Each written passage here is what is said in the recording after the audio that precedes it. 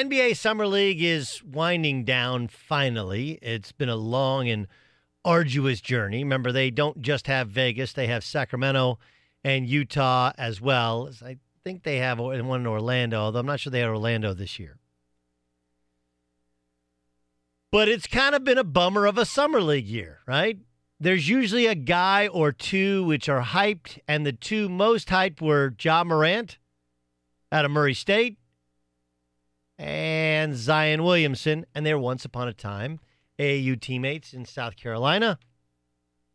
Ja didn't play a moment, and Zion played all of 11 minutes, and then he was promptly shut down after banging knees with somebody else.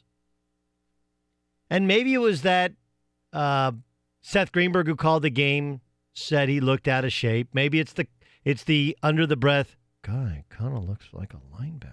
He's kind of thick.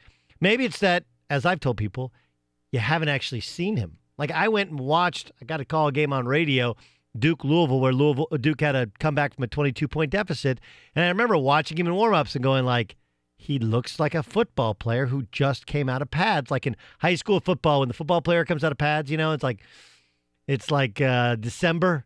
Like, yeah, well, they just won the state championship, and that's our star defensive end, and he happens to play power forward. That's what he looks like.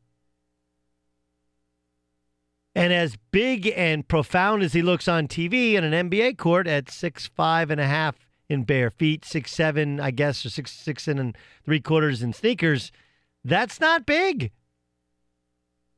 He looked small. He looked thick. Didn't look like he was in great shape. And he still did some unbelievable things, just ripped the ball out of somebody else's hands. Mike Krzyzewski said this to Adam Zagoria. Zags has a Zags blog. He's a basketball hoopaholic. He does a great job. Coach K said this at the Peach Jam, which is one of the big high school AAU festivals, if not the biggest. It's the culmination of the EYBL, which is the Nike circuit. No, I never thought he should have played just because he's been on the circuit of awards, the ESPYs and everything. That's what Coach K told Adam Zagoria. I don't think he's in playing shape or in mental shape to play. Now, I understand this. I understand the idea that you play in March or maybe till April, then you prepare for the draft, then you're drafted, and then and meanwhile, leading up to the draft, even you have the awards circuit, then you have the ESPYs, you got other things you got to do. After you get drafted, you get the press conference. It's not the end-all, be-all. Let's not go crazy about Summer League. Blake Griffin's gotten hurt in Summer League. That cost him a season. Greg Oden got hurt in Summer League. It cost him, well, it began the process of his career kind of evaporating, and nobody wants somebody to get hurt on their own watch. And I actually understand Zion specifically, like, do you want to play him the whole time? But I do find it odd about basketball players who could fall out of shape that quickly. Because even though Zion may not have worked out for anybody outside of the Pelicans, he was supposed to be training for basketball, and all of a sudden, like a week out, 2 weeks out, he falls that, but 3 weeks out, you fall that out of shape and you're 18, 19 years old? Here's the thing about Zion Williamson. I think he'll develop a better perimeter jump shot. He's going to have to, and generally guys have as they've gone along. And even if he doesn't, heck, Ben Simmons can't shoot and hasn't shot well or shot it almost at all. And he just signed a deal today, 5 years, $170 million, because he does so many other things well. And I would say Zion's already a better shooter than Ben Simmons. He's not going to be able to overcome his height, but he is going to have to continue to be as good or a better athlete. And it's not just about the jumping, it's about the landing. But a good portion of his success is going to be based upon his body. You just can't get to where you're out of shape. I have a working kind of philosophy for ex-basketball players, ex-athletes. So many guys I know, like, yeah, well, I used to play and then I popped my Achilles tendon. I used to play and then I blew out my knee. And I do think that some of that is genetic. But some of the genetics are because, frankly, you may have a weakness that gets exposed because you're carrying too much weight. That's really what it comes down to. You're carrying too much weight. So I played in college at 184 was what I played for the most part. So occasionally, by the end of the season, I was usually under 180. Early in the season, I could be a little over 180. But I feel like that's actually probably a little heavy, but I was really solidly built. So, I'm 6 feet tall. I've gotten up close to 200 pounds. I don't think I'm somebody who I would say is fat, but, you get older. It's harder to have 3-4% body fat like when you're a kid. I won't play basketball, run up and down if I'm over 190 pounds. Just because my body's not built for that. It's really not built for 184 pounds because of how I'm proportioned now. I'd love to play in the 170s. Because what happens is all that force of jumping, of planting, of cutting, your body has grown comfortable with a certain weight. And when you add to that, it stresses parts of your body that aren't used to that certain weight. So I think you're more likely for an injury.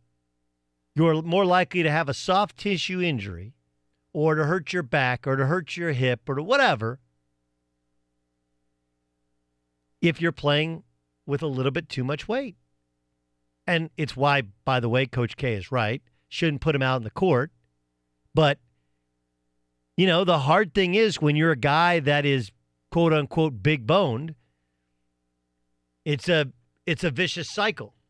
In order to keep your weight down, you got to play all the time. In order to play all the time, you got to keep your weight down.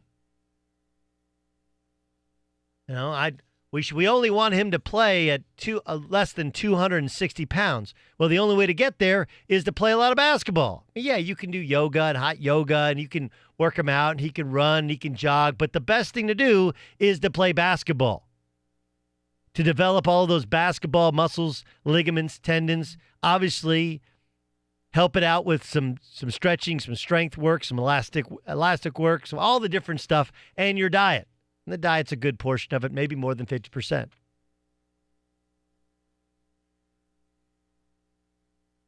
But I've said this on my podcast, the All Ball podcast, that when I was playing in the USBL, it's the now defunct United States Basketball League, which was like a summer CBA. And it was an unbelievable league where we had, on one team,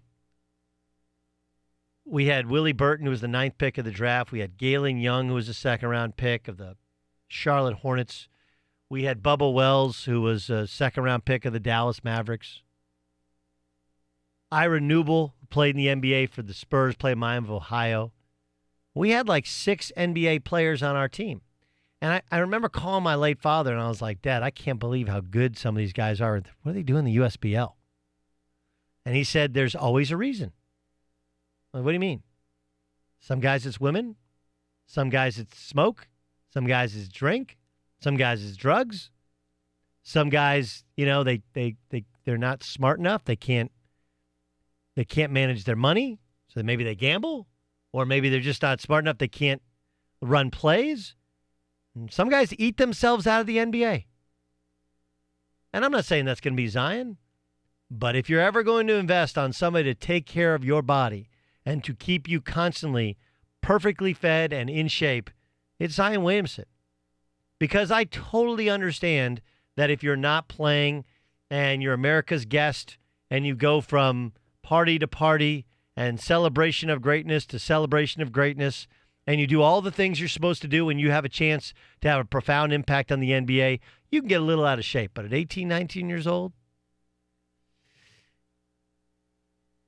that's when you got that fat gene. You got to be careful to keep under wraps. Otherwise, it can derail what could be an amazing career.